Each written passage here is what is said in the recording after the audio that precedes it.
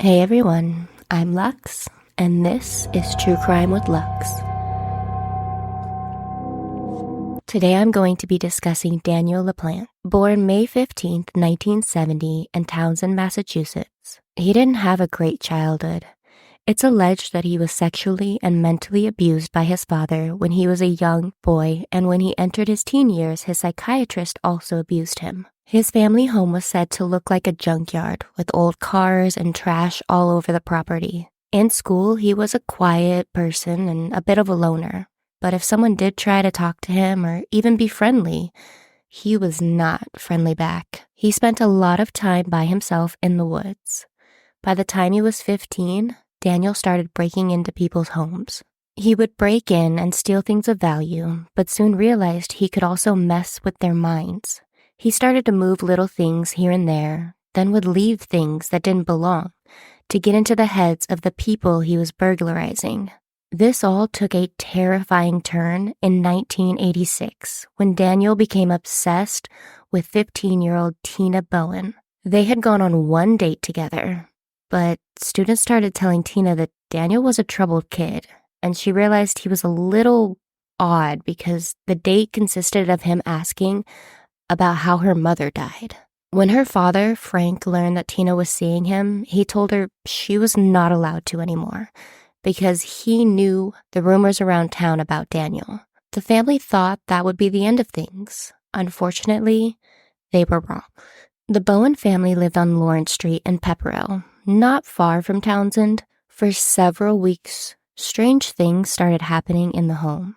Things started showing up in places the family knew they didn't put there. The TV would change channels on its own, food and drinks would disappear. Tina and her sister had lost their mom and had used a Ouija board to contact her, so that they thought the strange things happening were a ghost they had accidentally let into the house when they were trying to talk to their mom. When they brought this concern to their father, he dismissed it. He said it's no such thing as ghost and the girls were just imagining things. What he couldn't know was that the girls weren't imagining things, but it wasn't a ghost. Daniel had found a 6-inch crawl space that led straight into the Bowen home, and he used it to mess with the family after being rejected by Tina. He started with moving items, but soon took a scary turn. He would write things on the walls like, "Marry me," and "I'm in your room, come and find me." He even used a knife to pin up one of the family photos to the wall. Frank still thought the girls were imagining things and even thought they had done some of the things to mess with him. That was until December 8th when the girls found that someone had used their bathroom. Frank searched the house and found Daniel in a closet with his face painted and a ninja mask, holding a hatchet. He forced the family into a bedroom where he locked them in. Tina was able to escape through a window and call for help. Police found Daniel 2 days later in the family's cellar. They discovered a small space between the walls that looked like he had been living there for quite a while. They arrested him and held him at a juvenile facility until October of 1987, when his mother was able to make the $10,000 bail. Once home and waiting for his trial, he went back to his old ways of breaking into people's homes, and on October 14th, he stole 2 .22 caliber firearms. On November 16th of 1987, he broke into the home of the Gustafson family. Pregnant Priscilla, who was a nursery school teacher, her husband Andrew, and their 2 kids, 5-year-old William and 7-year-old Abigail.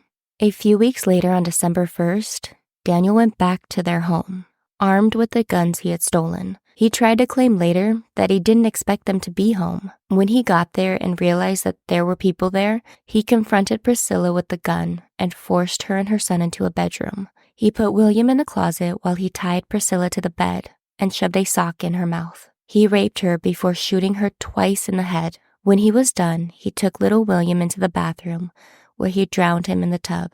When Daniel went to leave the house, he saw Abigail had just gotten home. He led her to the other bathroom and drowned her as well.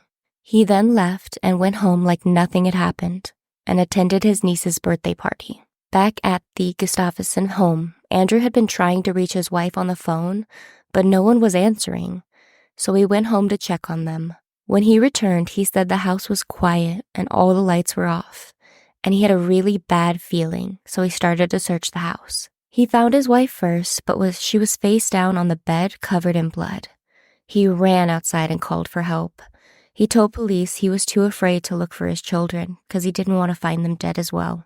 Police very easily figured out who was responsible.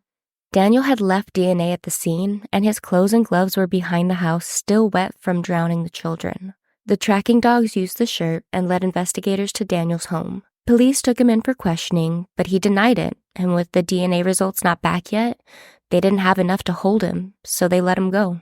They had planned to arrest him the next day, believing the results would prove him guilty.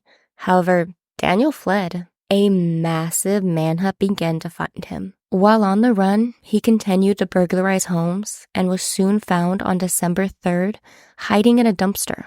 His trial began October 1988. The jury found him guilty, and he was sentenced to 3 life sentences. He tried to appeal his sentence in 2017, but the judge denied his request, saying he was not remorseful for his actions. He will not be eligible for parole until 2062. Thank you for listening. If you enjoyed the podcast, please like and share it with your friends. Stay safe, and I'll be talking to you next week.